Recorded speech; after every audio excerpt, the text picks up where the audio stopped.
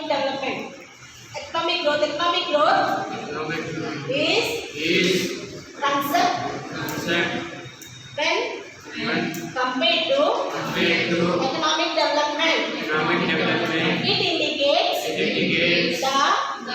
real level of national income of a country. It can be determined by an increase in the gross domestic product of the country. According to Mikhail P.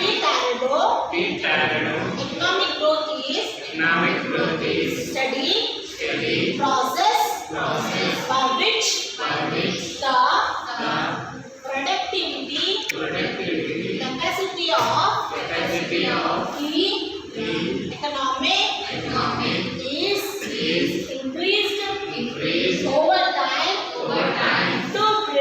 to bring about raising level of nation output and income.